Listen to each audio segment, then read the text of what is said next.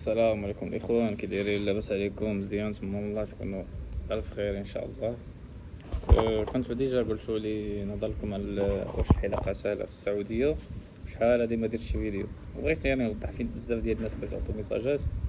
ما نقدرش نرد على الميساجات كاملين، ولكن غادي نوضح لكم. في السعوديه خدمه زوينه صراحه، احسن من المغرب، يعني فرق كبير يعني. فهمت؟ اوروبا يعني كتكون احسن من السعوديه.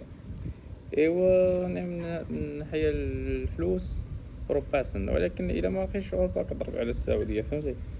المهم الخدمة ديالها ساهلة ماشي صعيبة. الناس كاينين زوينين وكاين ناس خايبين، والخدمة هنا في السعودية سهلة على المغرب. هاديك غريبة، حيت كون شحال هادي كنسمعو بان الخدمة هنايا في السعودية راه صعيبة وكذا. لا بالعكس سهلة. كاين الناس اللي كتلقاهم شوية كي كيدقوا في الخدمة، وكاين اللي كتحصلو ناعمة من الصحة بالصحة صافي. وهداك هذا هو يعني الحلاقة بحال هكا هنا في السعودية. ماشي شي حاجة صعيبة، ساهلة بزاف، على خصوصا المغرب هي اللي صعيبة. يعني اللي يبدا يجي عام الأول عام الثاني يجي يخدم في السعودية عادي، ما كاينش شي حاجة صعيبة بزاف.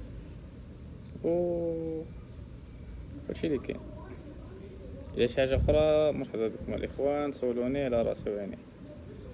مرحبا بكم.